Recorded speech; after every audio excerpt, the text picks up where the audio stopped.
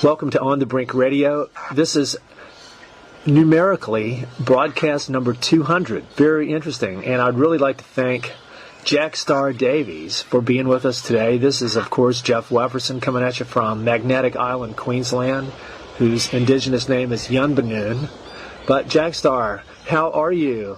We've talked on the phone once before. Thank you so much for having me today. Well, it's very interesting to catch you when you're actually at home, because you're never home. Just for a short while, we've been screening the beautiful documentary film Awake, which is a dream from Standing Rock. Yes. Hey, you know what? In honor of my love of Native Americans and my connection with them, let me play you a little song on my Native American flute really quick. Oh, thank you.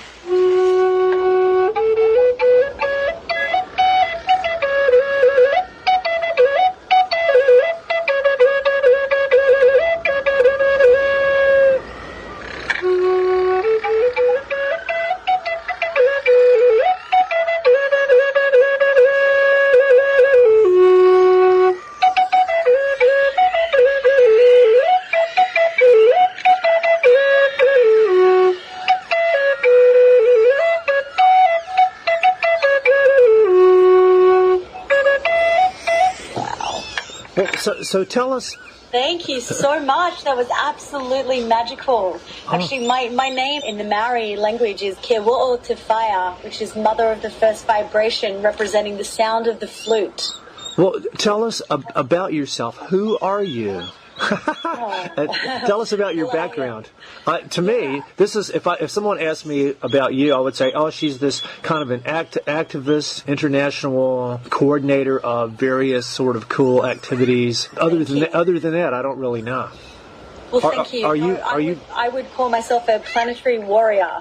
Are you from Australia? You know, an activist, producer, presenter. Yeah, I've just been on a beautiful path. I sold my business here in Australia, caught up in the corporate world back, almost 5.5, 6 years ago now. What was that? And went off on an incredible healing journey, which was just dedicated to listen to what my soul's mission really, really is. And through an incredible journey of traveling around to like 50 countries, I started getting more involved with film and more production, even though all my other businesses were always involved as a producer. This was leading into a different type of producer's role, where it was literally focusing on, healing the planet in more of an activist type situation. Yes. And all, last year was quite an intense year. First part of the year was definitely dedicated to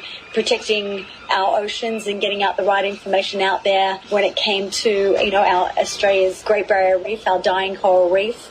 And then everything really shifted for me last year too, where I was having these very prolific dreams that was, talking to eagles and dreams inside teepees and being met with elders. And it led me to Standing Rock, which is pretty much where majority of my time has been devoted, since September last year. This year has been focused on taking a little bit of time out to heal myself from this journey.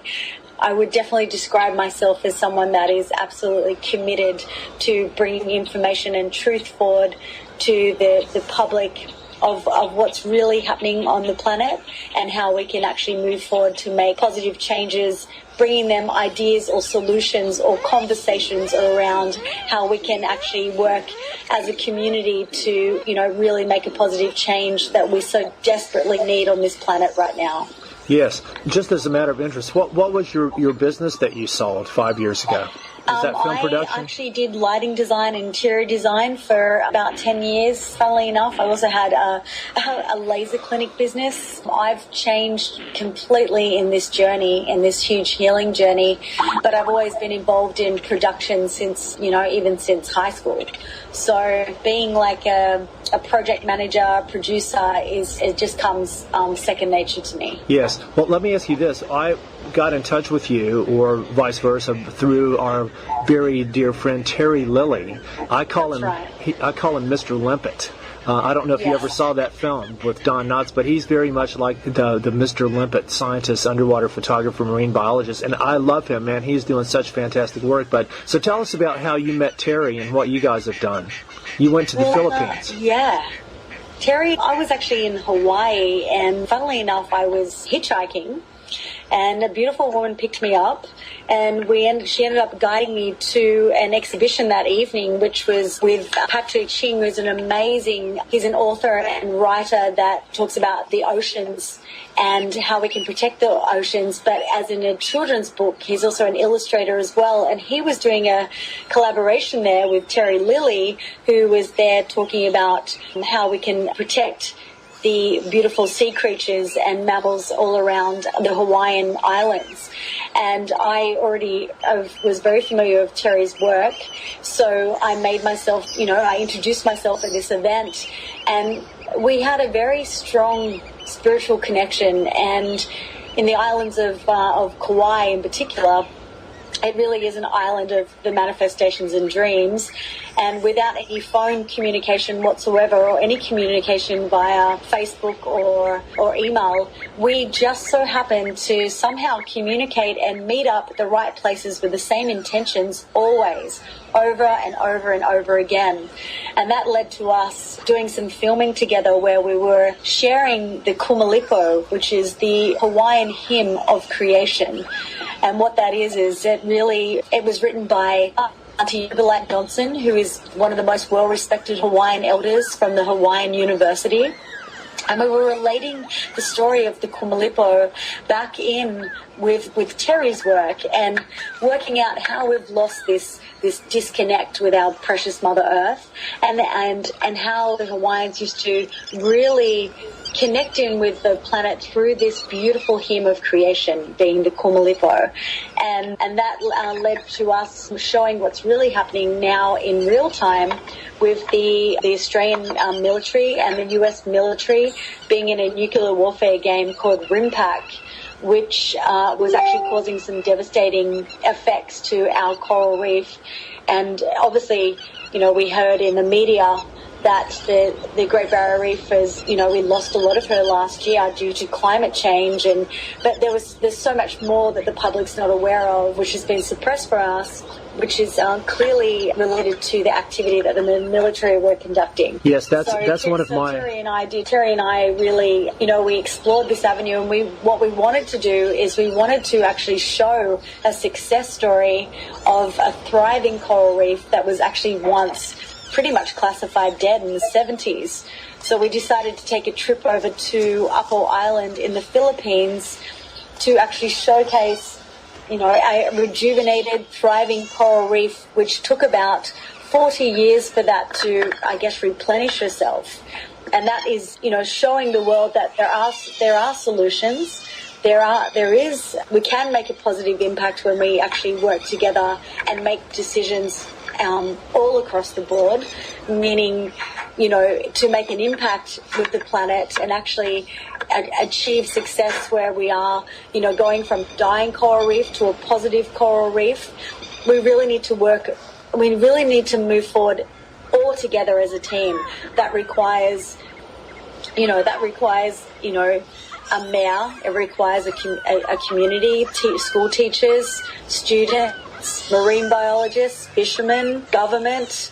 It requires everyone to be on the same page to make decisions moving forward to really protect a reef or anything that's an environmental contribution. That's one of my main areas of focus, is the health of Mother Ocean, and what I try to look at is all the different contributing factors. Yes. And one of the major ones that is invisible to a lot of people for various reasons, a lot of them are psychological, is that people tend to not even question the existence or anything that the whole military-industrial juggernaut does, because I think without even people have been brainwashed for generations to not question its existence, why it's okay for anything military to be exempt from environmental laws, all this kind of stuff, the astronomical amount of resources and waste that's consumed in its just its existence, regardless of its functioning. And,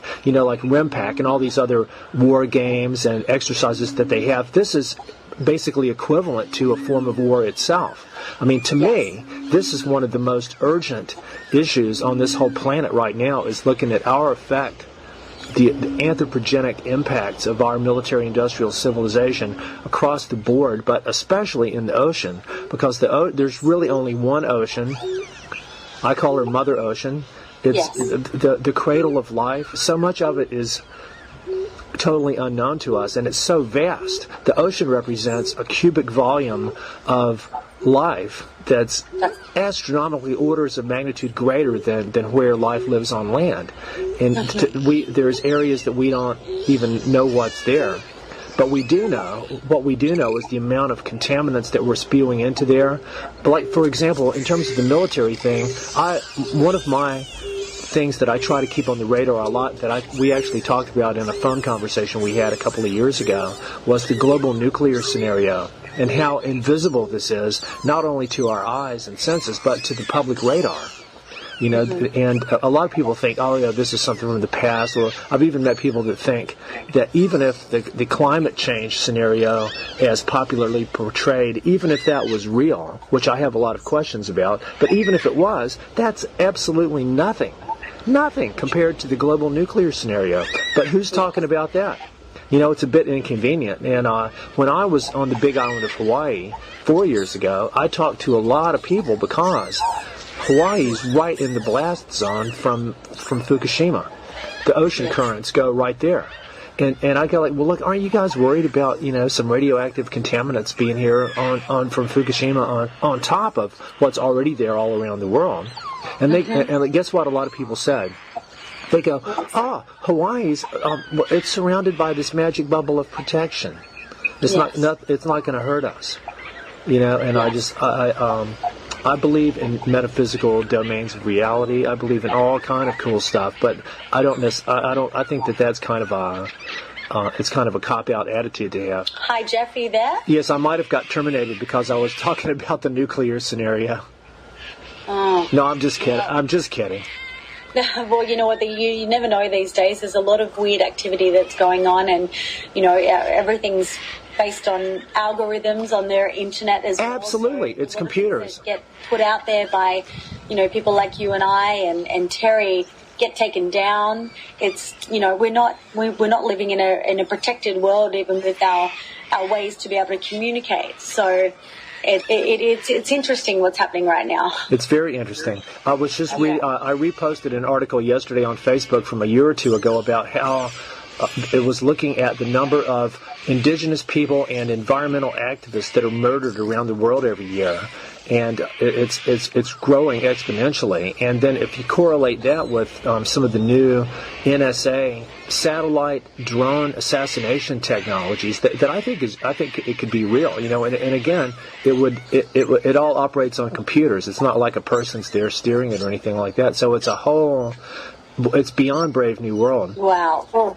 yeah, I mean, I've experienced stuff myself, even up at Standing Rock, where everything was tampered with. So, it is.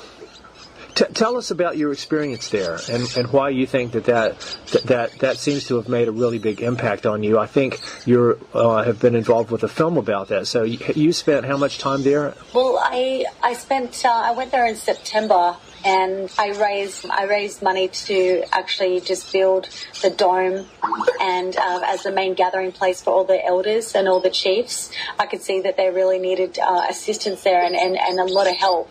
And it was just an extremely rewarding and fulfilling experience just to connect back in with the elders in ceremony as well, to really understand their way, their prayer, being led by them every day.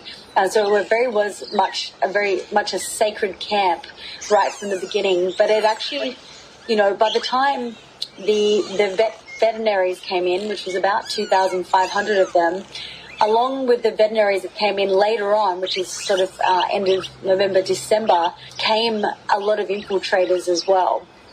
So you really had to be, on your game the entire time. But what I witnessed at the front lines as well was some of the most explicit, vulgar and horrific displays of assaults on these native Indians, including on their lands.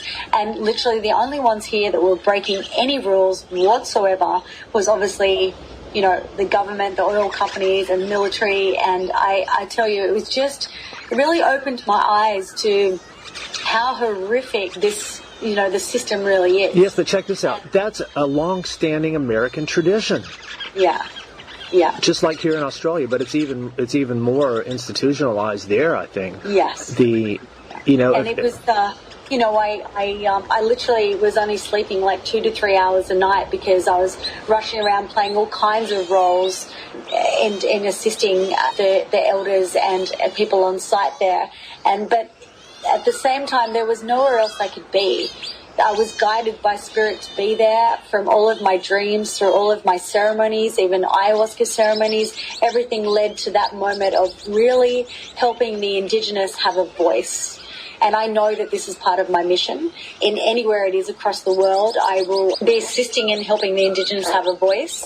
There was material that was sent out there to the rest of the world that was getting suppressed, and there was other people making ways to show the rest of the world real content that was happening. And that platform happened to become like Unify, which was like a world peace platform that the rest of the world could actually jump in and see things. But when you're talking about only like 2 million views, that's still a lot of views for the rest of the world to see. But when the whole world was watching, 2 million views is actually not really much at all. And that's because obviously everything was taken down and tampered with on our, internet connections, so nobody could really see the truth. So what's happening right now is Digital Smoke Signals, which is one of the largest Indigenous media voices that existed up there at Standing Rock, put together a documentary called Awake. Now, this was a complete labour of love. They had no really financial input to actually make this happen. So they joined forces with another director, and they actually submitted Awake, a dream from Standing Rock, which came from an Indigenous voice, which I think is very important as well, that documentaries just don't come from white man's perspective. We put the camera and the eye back into their hands to tell their story, which I think is very important in any type of, situation like this. And they actually submitted this documentary to Sundance Film Festival, and it was denied. So they were trying to work out how they could best get this documentary out there as soon as possible to be able to have an impact around the world and actually show the world what really happened up there. Yes. So right now, currently, there is a permanent Indigenous forum at the United Nations in New York City. And that is from the 24th of April to the 5th of May. And during that period, anyone can jump online and actually watch this film. It's called Awake, A Dream from Standing Rock. But to be able to get it online, you look up awakethefilm.org and you make a small donation, as small as $1. All of those monies go towards the Indigenous Media Fund. And basically you'll get a real insight into and what happened up there. The thing is, this film's only available online by looking that up, awakethefilm.org, until the 5th of May, when the Indigenous Forum is over at the United Nations. Yes. And right now what's happening up at the United Nations is that many of these natives from all different reservations and nations around North America are coming to present in front of the United Nations as short as 3 minutes, just to actually share a story and to share their stories of the assaults that are happening to their territories and to their peoples. I have a lot of reservations about the UN myself, but I think it's good to get all this stuff on people's radar. But one of my things that I thought a lot about when I was witnessing the Standing Rock thing and how much attention it was getting and all the people and stuff, I went like, but ultimately, it's a good example of a lot of things, but one of those things is that what we call civilization is hopelessly addicted to hydrocarbon fuels. which is one of the precious substances that we dig from the land in violation of the Hopi prophecy, which is something I talk about a lot. And it seems to me that the way to make an even bigger impact in a way that might matter more would be to focus on not one specific example of a pipeline crossing indigenous land that's going to destroy the water, but pulling back and look at how much that exact kind of thing is happening all over the planet all the time, and how everyone who drives a car, everyone who lives in this civilization, we're all partaking of a quote-unquote economy that's based on hydrocarbons. We all are. Everything that we have, everything is shipped, transported. I mean, we couldn't have civilization if it weren't for this. So how do we get out of this? I mean, it seems, this is too big for people to even think about. Oh, yeah.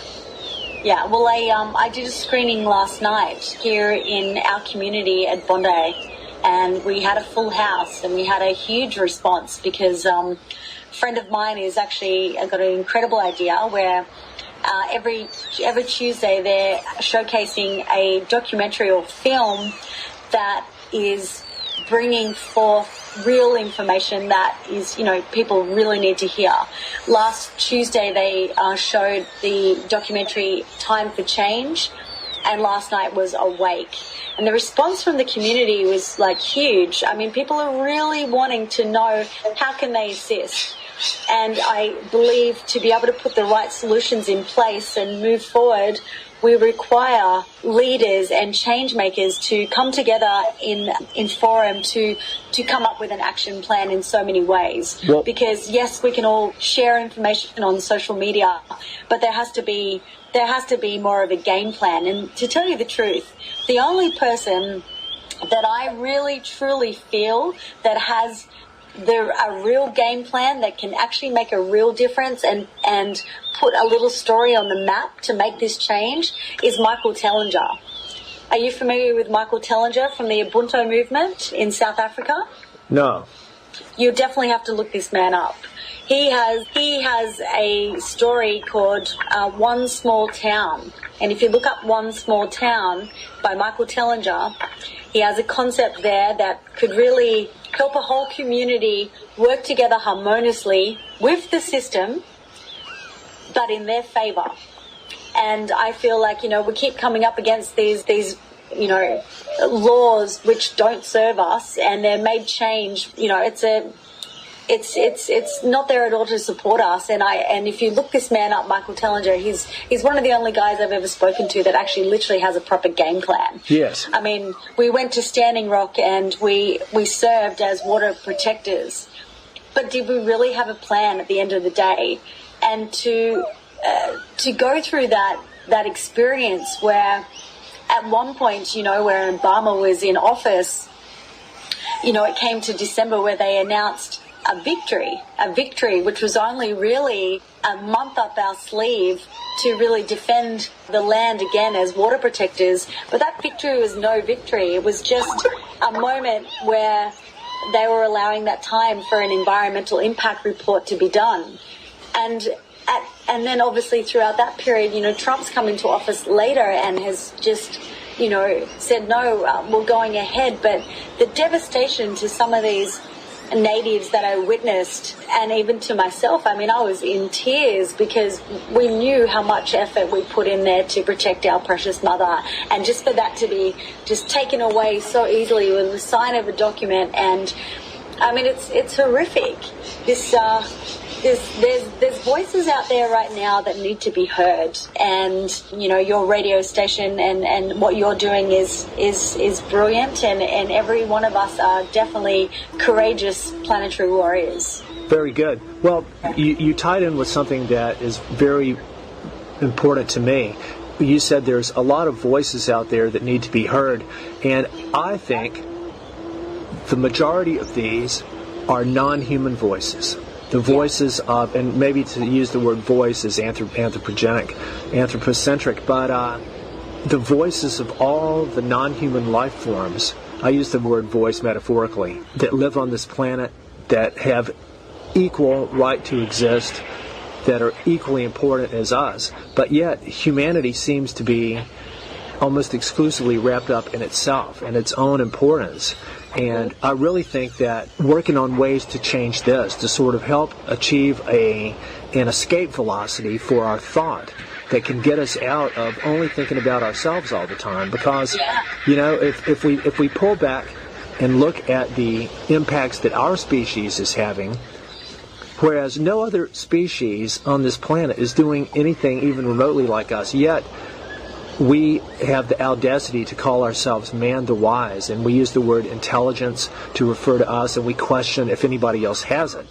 And I really think that Mother Earth, as much as she loves all of her children, I really think that she is seriously evaluating our existence here now, because we're just, if you look at the sum total of all the stuff we're doing, and a lot of that is the military-industrial juggernaut that most people have no idea of the vastness of its existence, the resources that it creates, where it is, what it does. And this is just by existing. This is not even if it's trying to wage war or blow anything up.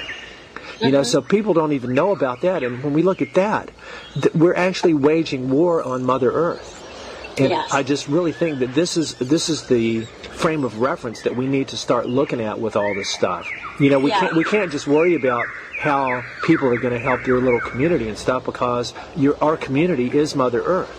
That's right. And to me, I'm saying stuff that's not popular and that people don't really want to hear. I think for us to actually stop doing most of what we're doing would be the single greatest contribution that we can make. Pull back on all of our impacts and consumption of resources, and I think so much of films and stuff and media, it serves the purpose of making people feel good about themselves, but ultimately it ends up being more like a form of entertainment than it does education or actually provoking or inspiring people to actually make changes. What do you think about that? Yeah, well, I believe that in anything that you produce, it should have a call to action at the end of it. So people aren't just left there sitting, okay, great, we just watched a documentary film. You need to guide people and advise them, okay, what is the action we take now? Because without that, yes, you're right, people do see it, they hear about it, they're educated, but they literally don't take any form of action whatsoever. And it really does take a driving force, a leader, to make these type of actions happen, and also to make sure that they are fulfilled and followed through to the end to make change. I mean, just on Sunday, I was part of a action with a group of people protecting our Pilliga forest down in New South Wales. Yes, I was just I was up there. Is, proposing this gas field activity and production to happen, which would actually devastate thousands of hectares of our forest and also contaminate billions of clean water. Yes, when I was visiting my astronomer friends in Coonabarabran, Malcolm and Laura Hartley, they're very deeply involved in that Pilliga activism awareness thing too. It's a vast area there, isn't it? Yes, it is. So where does that stand right now? They said this was a couple of months ago. They released a major multiple volume environmental impact statement but then they extended the deadline for people to still oppose it. Well, basically, where it stands at the moment is they actually asked for the a public response before anything was to move forward. So we created an action on Sunday, and basically not only this will cause more trauma to the regional Aboriginal community, because the area of impact is crucially important to obviously the spiritual, cultural and social life of the Gimalare people. And so not only this, it's also, it's affecting an Aboriginal community again. So here we are faced with not only Indigenous territories, but Indigenous peoples. So, there's so much of the general public have absolutely no idea what's going on. And so as we gathered there with drumming and in celebration as community came together, I went around to every single person I could possibly talk to until it got dark, getting signatures to put together a campaign to obviously, oppose this suggestion or submission to the Narrabri gas EIS. So it was interesting to get the public's opinion and feedback. I spoke to some people that were sitting there only 2 hours away from minutes away from the action, that could hear what was going on, but really had no intention to actually even ask any questions of why we were gathering. And as I wanted to, get their signatures, they were like, look, please don't interrupt our Sunday. We don't want to talk about any coal mines or gas companies or anything like that. So there's still this huge level of ignorance, and, people are so asleep. But then there was others that were so open to wanting to know what everything was about, the whole action, and were more than happy to sign their lives away in support of opposing this, this plan of another assault on our precious Mother Earth. Yes. Well, I saw another. To me, I look at a lot of this stuff as, when you look at it from a planetary perspective, it's like putting a Band-Aid on a giant gaping amputated limb that's been blown off or something. But another small sign of hope was that I saw an article from the Deep Sea Mining Campaign yesterday where the Apple Computer Corporation, in its 2017 environmental report, has come out and proclaimed that they're not going to support the global mining industry anymore, that they think that there's other ways of getting the materials they need to continue to manufacture computers from recycling and other sources. So the deep seabed mining people thought that this was a very good sign, that this was going to be hopefully a nail in the coffin of the first deep seabed mine project that's scheduled to take place later this year off of Papua New Guinea. Go ahead. I guess what people don't realize with this whole with the Pilliga is that this will extract over 35 billion litres of toxic groundwater. And much of this will happen in the first 5 years if this is to go ahead. And all of this water will be treated in the early years, will generate 10,000s of tons of salt. And there is no safe disposal plan for this at all. Not only that, they will clear close to 1,000 hectares of the Pilliga forest, fragmenting the largest temperate woodland in New South Wales, which is home to so many unique wildlife. It will cause significant diversion of water from a recharge aquifer of the Great Artisan Basin, and which is a water resource relied upon by rural communities across Western Australia and Western New South Wales. And obviously this leads to a deliberate and fugitive emissions of methane, adding to the climate change. I mean, it's huge. Not only the trauma to the Aboriginals, but none of it's justified. And Santos own coal seam gas export activities in Queensland. They've caused gas prices to rise and supply to become unpredictable. So it's like, I guess there's no one in the general public that really even understand the significance of this. And so how do we get this information out there that can be heard for everyone to take action? It's like this constant battle that we face. Yes. Well, let me ask you this. What kind of action could people take? Okay, so at the moment there is a written submission opposing the Narrabri coal seam gas project, and there are copies that we were handing out around on Sunday. You can actually write into an executive director from the resource assessment. This is for the Department of Planning and Environment, and there's a GPO box 39 Sydney, New South Wales 2001. Your letter would oppose the Narrabri coal seam gas project. But apart from that, what we really need to do is create content out there through media that we can share through our social media resources to help people take action. But even in doing all this type of activity as well, takes resources and it takes money. So most activists out there who are really doing everything they possibly can, it's a labor of love. There's not much money in it. Nobody receives any money for this type of work. I would say majority receives no money for this work whatsoever. So it feels like the ones that are really doing the hard work that is super necessary right now, because we are at a critical time, a lot of these type of people are, they're not suffering, but they're struggling. They're literally living off the smell of an oily rag to make this happen. Absolutely, I know the feeling. Yeah, and it makes it tough. But the thing is, at the same time, there's a driving force and a spirit that is so large and so rich that keeps the momentum and the passion alive to really want to make this positive change. Because we're not these people that are out there doing this, and I am absolutely one of these.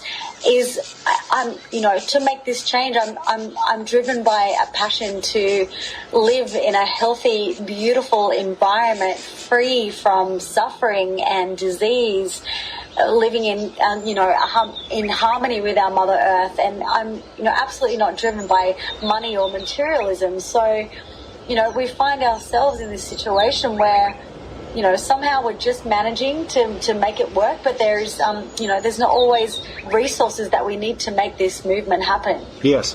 Well, do you ever ask the question of how much of what humanity is doing now at a planetary level is actually, its very existence is detrimental for every other living thing here? Or another question I would ask that I've been thinking about a lot lately is, how has our species actually been of benefit to Mother Earth versus what we've taken and done that's destructive? How have we helped this planet by being here? I'm asking it as a serious question. Yeah.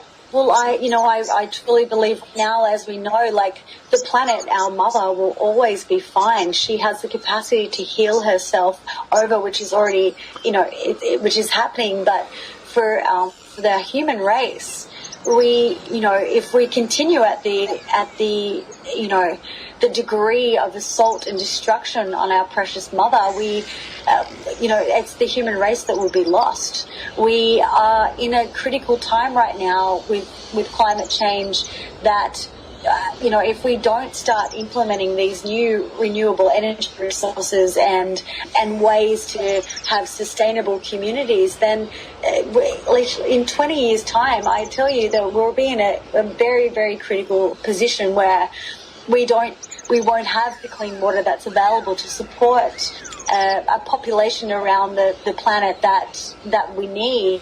And this type of information is people are not aware of it. I find that the assault through war and through pollutants and these huge big gas companies and oil companies that are driven by nothing but greed and money it's like a fast track right now. This extraction business in regards to like crude oil, this is a dying industry. And it's like everything that's happening right now feels like it's on fast forward so they can absolutely milk our precious mother for all of her resources. But as we know, this is leading to so much environmental impact through crazy type of weather conditions, crazy type of flooding, and all different kinds of, weird. Mother Earth she's crying out. She's crying out to say, I'm hurting. Like, please assist me. And I feel like, even as an Australian, I feel like Australians approach it as in, it'll be all right, mate. Well, it's actually not going to be all right unless we actually stand together and be conscious of our decisions now.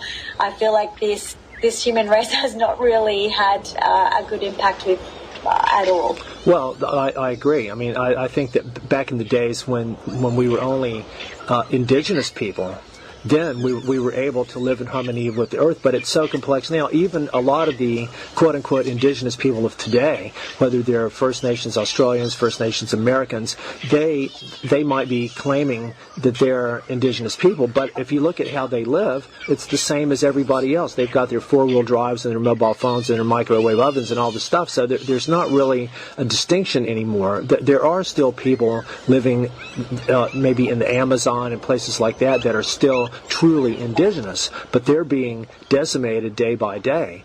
And yes. The way I look at it is there is no them. There is no evil them that we can point fingers at, whether it's the military or the oil companies, because they, even with all the computers and stuff, it's still ultimately people that are doing this stuff, and we're all people. And plus, the regular people work for these companies. I mean, and it's not the CEOs or the generals or the admirals that are doing the damage. Most of them never dug a hole or pulled a trigger anyway. They're like administrative bureaucrats giving the orders. But I think from the perspective of Mother Earth, she's looking at all of us as members of the same species. We're one species out of many, many billions of her children right now. We're only in our mind, only in our delusional mental operating environment do we exist in a separate reality from everybody else. Only in our minds are we better and above, more intelligent than, and more important than everybody else. But I don't think that that's really how it is. And to me, what I just said is one of the biggest things that I'm working on in my educational and activism work, especially with respect to the whales and dolphins and the health of Mother Ocean, is trying to look at ourselves as other species might perceive us. And I think that, getting outside of the trap of the limited human reality that all of our beliefs and decision making is guided from within, if we can expand this horizon of identity to see that we aren't just ourselves in our individual body, we aren't just our family, we aren't just our human community, we aren't just our species, but we actually are integral parts of the family of all of life on Mother Earth. And maybe even in a vaster cosmic context, but we just don't know. It's like there's one of my very favorite quotes is from Adlai Stevenson from 1964. It's where he first introduced the concept of spaceship Earth. But he closes it by, I'll paraphrase it, he says that no craft can travel safely unless they resolve the vast contradictions that plague us. And this was in 1964, but you see, contradictions. It's like, we're shooting ourselves in the foot, by so much of what we do. Or it's like the gardener, while planting one plant, he steps on a flower and kills it, So it's like, how to resolve these contradictions. And I think, the thing you're talking about, awareness and education and getting stuff on people's radar, that's where we're very much on the same page with all of this stuff. But you mentioned a project, well, I guess it's a project that you called Water is Life. What is that? Water is life. It's there's so much happening right now, particularly over in the US, obviously since Standing Rock, which has created this incredible momentum around the world. That there's action teams that are coming together to create solutions, educating children through preschool, primary school, high school about the importance of water is life. There is other action teams going out there to spread this awareness through conscious festivals, which I feel is a very, very important part of this education to other people that haven't awakened as of yet. And I feel that, as a triple Pisces, as a moon rising, sun rising, ascending Pisces, with a grand water trine in my chart, I'm absolutely here to protect the water in any which way. And, we have some ideas at the moment together to put together another production which is really focused on water. And that's definitely part of my mission. So I'm involved in a lot of different communities around the world where we can actually share resources and information, to distribute information out there the best way possible, because we're in a place in a time right now where we have the technology to really speak to one another, but we don't have to reinvent the wheel. We just need to know who's on our team, where we all are supporting one another, and to really share the information the right way, which can be digestible for a normal citizen that thinks that this whole system is the way that they should be living. Yes. And I'm dedicated to this, and right now, my vision is to share a little bit of my story as well with the general public here and even Australia before I leave, knowing that I'm loved and supported, because this type of work that you and I do, and like Terry does, it is, it's courageous, and it can be tough, and we need to know that we need to feel supported. and we need to know and be supportive of, other game changers as well. Yes. Well, something I wanted to emphasize is that, like right now where I am on Magnetic Island, I'm just off near the Great Barrier Reef. Mm-hmm. And what Terry and I and Stuart Simonson have really been talking about a lot over the past year, and it may relate to some of your work with Terry too. Terry's made it clear that he reckons that because of existing environmental regulations that still exist in America, which I think that they're not nearly as strong as they could be or ever were, but there still are impediments to the military being able to just have total carte blanche to do any kind of environmental destruction that it wants. And again, this is dependent on whether people would actually see or know about what they were doing anyway. But to the extent that we can, he reckons that there's a major shift going on right now because, and in part because of what he was able to make happen by exposing the damage that the Navy microwave technology was doing on the reefs there off of Kauai, forced their hand and got them to move further offshore, which is good for that area. But now he reckons that in general, and there's already been a big push to come down here anyway as part of the Pacific pivot, but that all these undersea warfare activities are now going to be taking place in the waters of Australia and New Zealand because, A, it's easy to keep it invisible, and B, there are no of these similar environmental regulations down here. So a big thing that I'm embarking on now is trying to create awareness about this, and I've been really trying to seek out any Great Barrier Reef researchers who might be on this kind of page because, see, what we're up against is that so many of these people have been totally brainwashed by the giant climate change propaganda campaign, which has been one of the most pervasive and successful sort of meme warfare operations ever to exist. And people think that that's the root and the cause of everything. And it's not. I mean, I keep having to point out to people very essential scientific and logical flaws in that entire scenario. But the main thing I say is that even if all the climate change stuff that they say, even if that was true, it's not going to cause cancer. It's not a mutagen. It's not a teratogen. It's not carbon dioxide's not a carcinogen or a poison. And so all this stuff, people don't realize what the global nuclear scenario is, or what now we have underwater microwave technologies for all the submarines and stuff like that. But we're working on trying to map out how all this is happening in the Great Barrier Reef area, and I spent a lot of time in New Zealand too, and mapping out how a lot of the U.S. military stuff is going down there now. And in fact, they just had U.S. warships that came to Auckland last November for the first time in 30 years. And on the exact day when they were going to do this war game in Auckland Harbor, there was this giant 7.8 earthquake down off of Kaikoura. And it was just all a bit too much of a coincidence. But I just, so you said you're leaving Australia. I mean, you're gone a lot anyway, but to me, to try to protect and preserve the relative pristinity of the marine environment around Australia and New Zealand is something very much worth fighting for.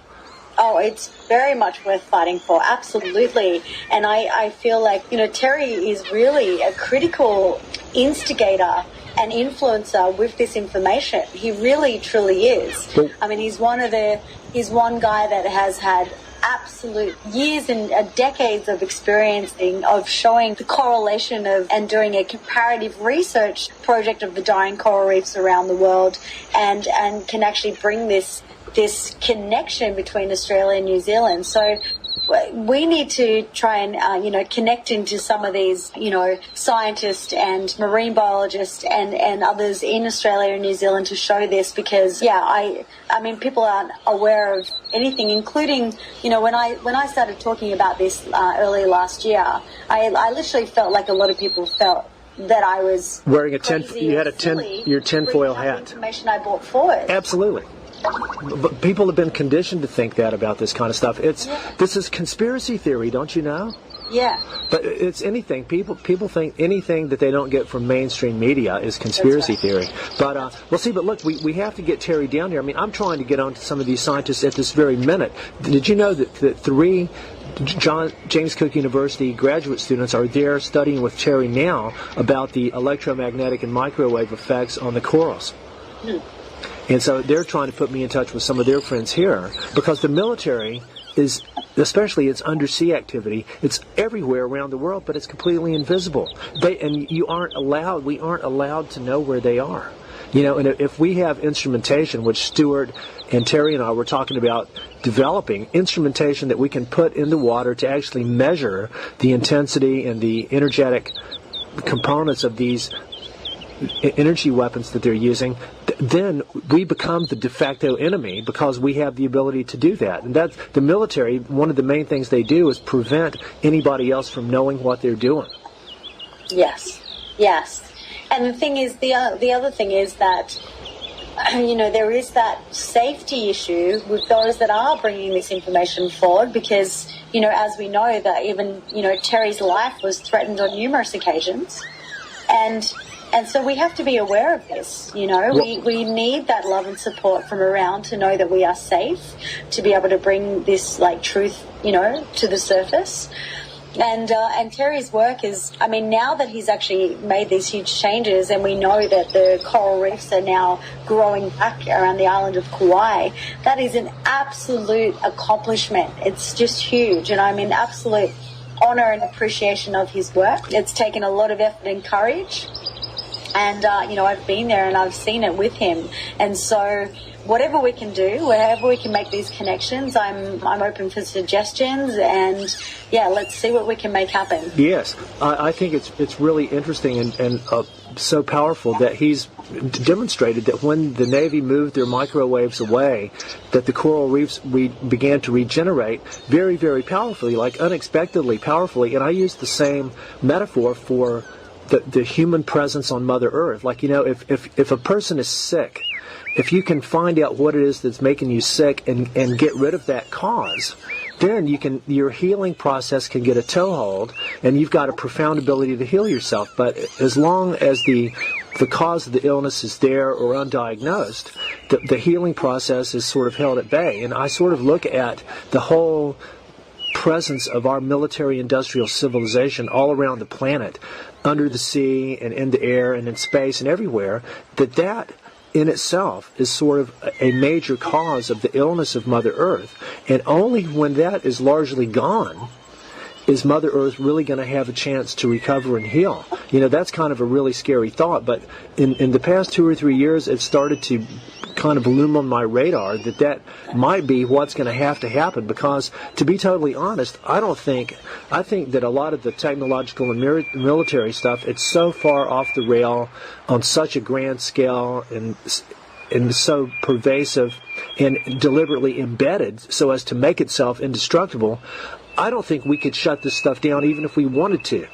I think it's beyond our control, and I think Mother Earth is going to have to go to the next level. As the Hopi Native Americans say, she has done 3 times before, in order to cleanse, to heal the earth of Koyaanisqatsi. The only way that's possible is through what they call the Day of Purification. You probably know the Hopi prophecy, but yes. Mother Earth cleanses herself through stuff that we really aren't going to like, and it could be a variety of natural disasters and catastrophes. It may be forms that we have no idea about, but I really think that that's the gravity of the situation where we find ourselves right now.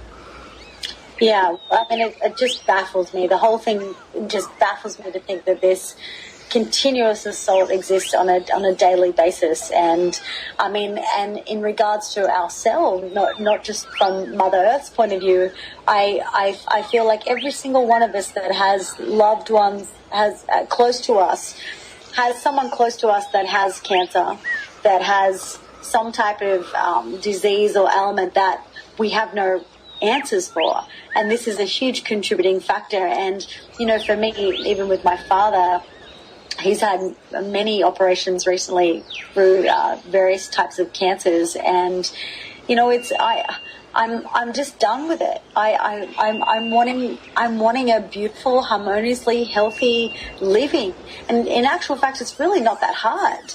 But to get this message across seems like we're constantly fighting this huge battle But I guess the thing that we need to stay strong with is that we continue with the faith and the knowing that we can do this. Yes. When we focus on the positive, and rather than on the negative, sometimes this is where we, our thoughts are so powerful, our words are so powerful that we want to actualize this harmonious relationship with our planet and one another through the positive action, ridding ourselves of the fear. Yes. And this is how we will, really transform in a more rapid approach. Well, let's hope so. I'd like to close the show in this last minute with the words of Thomas Banyakya, who was the Hopi elder I met in 1986 there at Big Mountain. He said that there's no way we're going to forestall the day of purification. And I don't think that talking about Mother Earth cleansing herself, that's not negative, and it's not something we should be afraid of. It's inevitable, and whether or not we alone are responsible for its necessity or not, we don't really know. But he said there's no way we're going to keep it from happening, but through maintaining our highest karma and dharma and doing our best in every way, exactly what you're talking about, we can hope to lessen the severity of the purification, which might mean lessening the impact on all the life forms that are already suffering because of what humanity is doing now. Mm-hmm. Well, do you have a closing statement for the last 30 seconds? I would just love everyone to, sink into their beautiful, beautiful hearts and dig deep, knowing that, we are one family, we are one voice, we are one heart, and, when we unite, we can literally move mountains and make positive change. And I've witnessed it, I've felt it, and I really want to focus on the positive to know that we can make this beautiful life together. It's happening right now. The momentum is absolutely happening, and I feel it through my veins. I feel it in my heart, and it's a pleasure to speak with you today, knowing that there's another brother that's doing whatever he possibly can to help us live in this beautiful planet Earth that we exist on. Well, thank you so much. That means a lot, and I hope I get to meet you in person one of these days. Thank you, Jackstar Davies. This is Jeff Wefferson signing off on the Brink Radio.